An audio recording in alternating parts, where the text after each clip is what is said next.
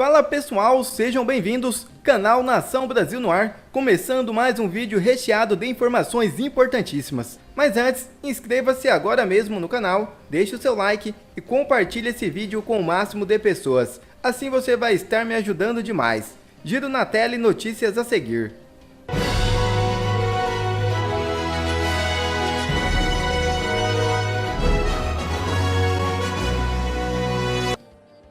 Bolsonaro toma a atitude que o sistema mais temia.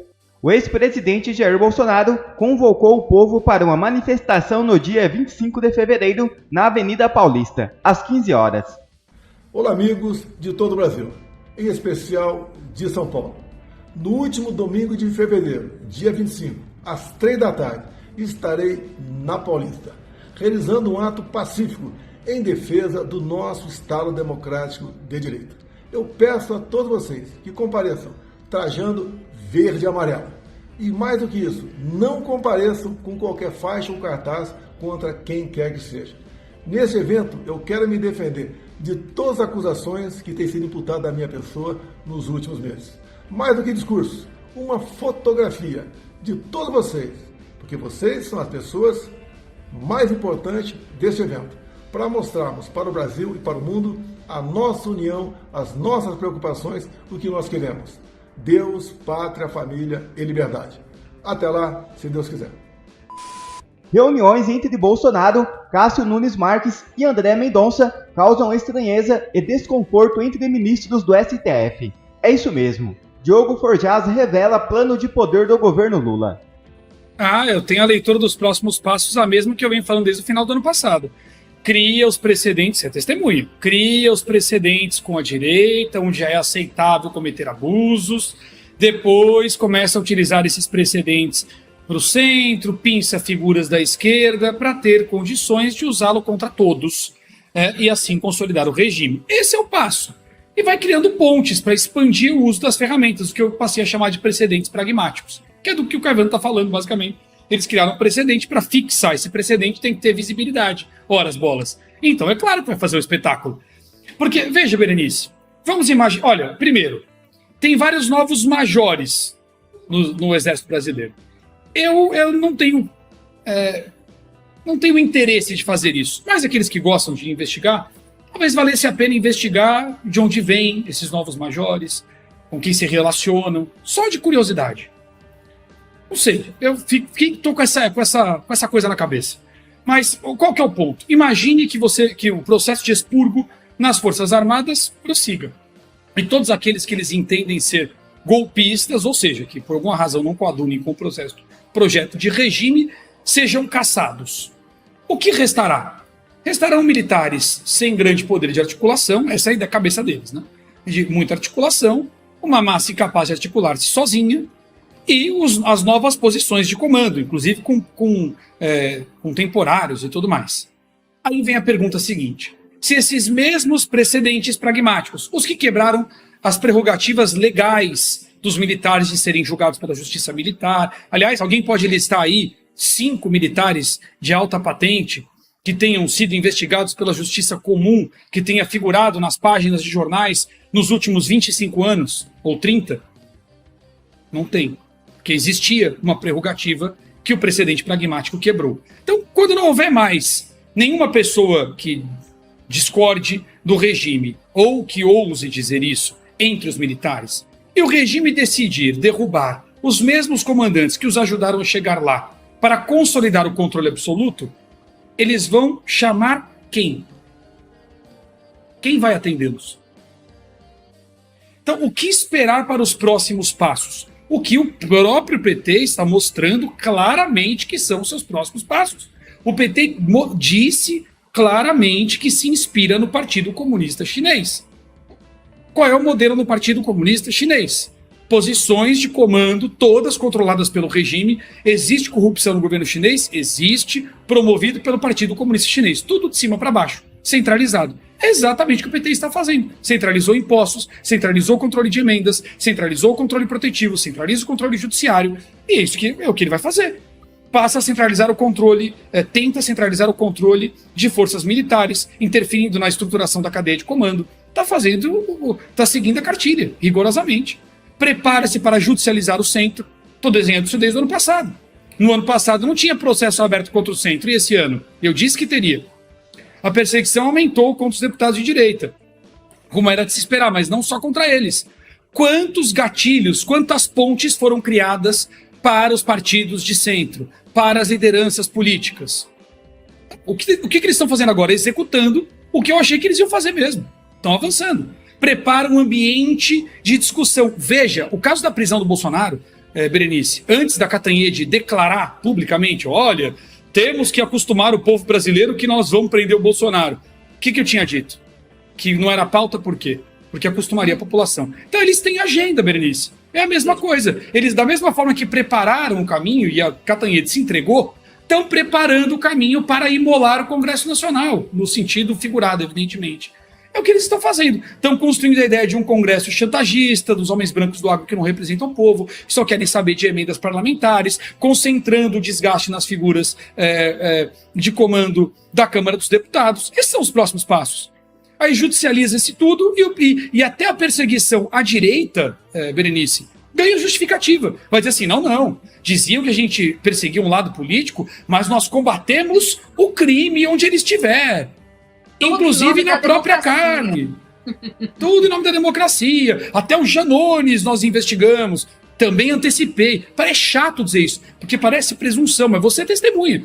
Vamos pensar pessoas da esquerda de nome para validar os movimentos. Quem tem poder de barrar o regime é o centro. É no centro que eles vão bater, vão cair pelas mesmas emendas que amoleceram.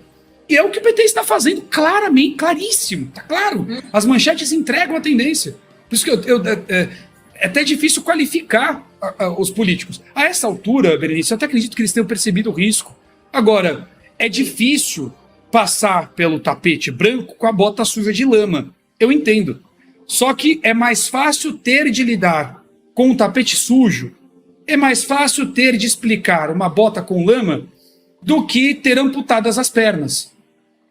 É esse o caso. É melhor lidar com a eventual sujeira dos malfeitos do que lidar com o peso de um regime que se disfarça de democracia. Eles estão avançando com muita velocidade, com muita ferocidade. A minha tranquilidade mora, repito sempre, no fato de que eles não têm o controle dos pilares da sociedade, da base, da pirâmide, da massa, da maioria, fardados ou não, engravatados ou não, com microfone ou não. E a tranquilidade do presidente Bolsonaro também me passa certa tranquilidade. Eu tenho esperança de que toda essa pressão culmine na queda do projeto de regime. Toda ação gera reação, Berenice. E agir contra tudo e contra todos simultaneamente não costuma dar certo. E é exatamente o que o PT está fazendo. Está avançando contra o processo político, está avançando contra a estrutura dos militares, pressiona a sociedade no bolso e nos costumes, né? Avança contra tudo e contra todos. E eu não tenho dúvida de que isso vai cobrar o seu preço. Tudo na vida tem um preço. Enfim, parece que a fatura deles chegou. Vamos ver quando é que essa fatura vai chegar para eles, né, gente? Porque essa escalada, ela é de muito tempo, né? Ainda no domingo eu estava gravando com a Bárbara, o Te Atualizei News, e ela fez uma análise que eu quero trazer aqui para vocês, que realmente ninguém fez nada. Tudo começou com as páginas do Twitter, né, o antigo Twitter, que começaram a ser derrubadas. Ninguém fez nada. Depois do Twitter, eles atacaram quem? Os youtubers de direita, os canais de direita. Derrubaram, desmonetizaram, ninguém fez nada.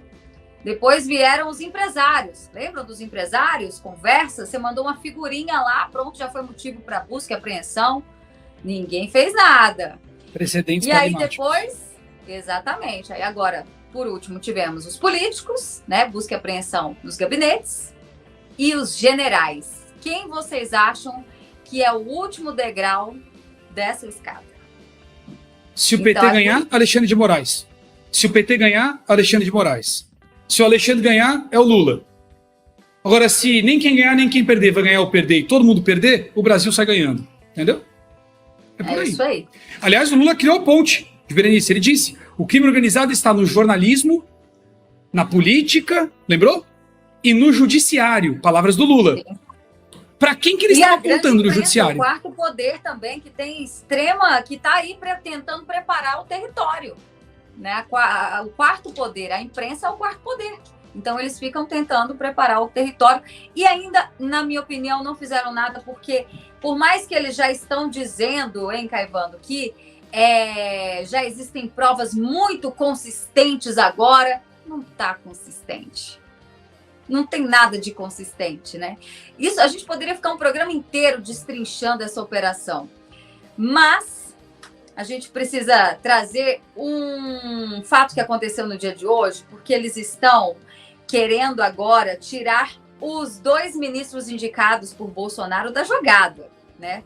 Por isso que eu quero aproveitar, então, Caivano, você como advogado, a gente já falou aqui da suspeição em relação ao ministro Alexandre de Moraes, né? Já que ele é a vítima, não poderia estar atuando da forma como vem, né?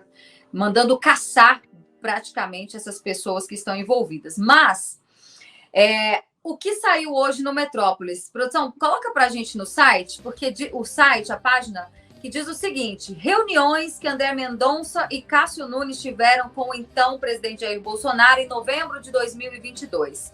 Exatamente no momento em que, segundo as investigações da Polícia Federal, ele supostamente tramava contra a posse de Lula. E isso tem intrigado colegas dos dois no STF. Ou seja, a manchete é que os 2 ministros podem ser até tirados de escanteio caso tenham que decidir algo que não seja ali uma decisão monocrática, por eles terem se reunido com o Bolsonaro em novembro, Caivano. Como é que você vê mais essa informação chegando, esse vazamento aí seletivo? Olha, torço pela briga. Eu quero estar perto, eu quero estar vivo, eu quero estar de camarote para ver se eles serão capazes de prender ministros do STF, ou então fazer busca e apreensão em gabinetes ou na casa dos ministros do STF. Para mim, tá ligado àquilo que o Diogo estava falando agora há pouco, né? Que é dar credibilidade a tudo que eles vêm fazendo, e se houve reunião, então tinha que ter também solicitado investigação sobre essa suposta reunião com esses 2 ministros. Eu só queria entender quando que os juristas, os advogados vão começar a dizer, e aí eu incluo procuradores de justiça, eu incluo defensores públicos, eu incluo presidentes da OAB regional, o presidente da OAB federal. Quando é que eles vão acordar para perceber que nós vivemos efetivamente sob a égide de uma ditadura e que há um tirano concentrando poder? Vai precisar do quê? Então vai precisar da prisão ou de busca e apreensão contra esses 2 ministros? Ou será uma saída honrosa para tudo isso, para que se diga, olha, durante o mandato do presidente Bolsonaro, se ele se aproximou do STF, ou desses 2 ministros, pelo menos, para conversar sobre aquilo que é aventado, então não houve ilegalidade, como nós estamos falando desde o começo. Não há crime. Ainda que pudéssemos entender como atos preparatórios para um crime, que, repito, reitero, não existe, porque não é crime. Olha, veja só, uma reunião ministerial. O que teria de crime? As conversas na reunião ministerial que foram gravadas e tornadas públicas sempre estiveram à disposição. O que tem de crime nisso? Ah, mas ele aventou a possibilidade de usar um decreto, de usar um artifício da Constituição. Mas não são prerrogativas presidenciais? Não está dentro da Constituição? Portanto, de todos os lados, sob todas as nuances que você tente imaginar, esses 50 tons de cinza que querem pintar contra o espectro da direita, não vai haver crime algum. É crime impossível, por falta completa de materialidade, por falta completa de indícios, por falta completa de condições. porque a pessoa no poder não pretendeu em momento algum fazer nada fora daquilo que ele mesmo chamava de 4 linhas. Então veja, Berenice, a gente está diante da formação de um caos social, político e jurídico já desde 2019, e aí eu relembro a todos os nossos espectadores, a nossa audiência, da proibição por parte do Alexandre de Moraes da nomeação de Alexandre Ramagem para a superintendência da Polícia Federal, que era prerrogativa do presidente da República, que à época era Jair Messias Bolsonaro. Está no artigo 84 da Constituição Federal. Compete única e exclusivamente ao presidente da República em exercício. Era ele naquele momento, aliás, no primeiro ano de governo dele. Alguns podem chamá-lo de covarde, dizer que faltou coragem de fazer alguma coisa. Num primeiro ano de governo, vou meter o pé na porta para provar para as pessoas que eu estou entregando a elas justamente aquilo que elas esperam de mim? Cada um pode pensar da maneira que quiser. Eu queria ver estar no lugar dele. Pois bem, ele achou por bem nomear outra pessoa. Agora, primeiro ano de governo do Dilma elegido, ele nomeou alguém com as mesmas condições pelas quais foi negado a nomeação do Alexandre Ramagem. Mas a imprensa não falou nada. Entende como o papel da imprensa é essencial? É justamente, Berenice, onde mora o ponto fulcral de tudo que nós discutimos diariamente, vocês fazendo esse trabalho. O consórcio midiático protege uma determinada vertente ideológica, não estou falando nem de política, porque eles atiram para qualquer lado, como bem lembra sempre o Diogo. A questão é ideológica, a questão é supra-soberania, é além da nossa soberania, é além de tudo isso que se discute. As pessoas precisam perguntar mais, muito mais do que simplesmente demonstrar indignação. As pessoas precisam procurar entendimento. É por isso que Bolsonaro repete o tempo todo: conhecereis a verdade e ela vos libertará. Sabe quem soube manejar a mídia como ninguém até hoje na história do nosso país? Dom Pedro II. Ele dizia o seguinte: para vencer a mídia, só usando a própria mídia. É só nesse ponto que eu critico, e não vou criticar nem o próprio Bolsonaro, vou criticar a sua assessoria. Miraram no que achavam que estavam vendo e acertaram em outra coisa que hoje está nos comendo. É disso que se trata. 47% acham que o Brasil vive uma ditadura do judiciário, diz Atlas Intel. Outros 17% dizem que não há ditadura, mas que muitos juízes cometem abusos e ultrapassam suas atribuições. Pesquisa realizada pela Atlas Intel e divulgada nesta sexta-feira mostra que 47,3% dos entrevistados acreditam que o Brasil vive sob uma ditadura do judiciário. Outros 20,9% discordam e acham que esse poder cumpre seu papel corretamente. O levantamento também apurou que 16,7% dos brasileiros dizem que não existe uma ditadura, mas acham que muitos juízes cometem abusos e ultrapassam suas atribuições. Outros 15,2% não souberam responder.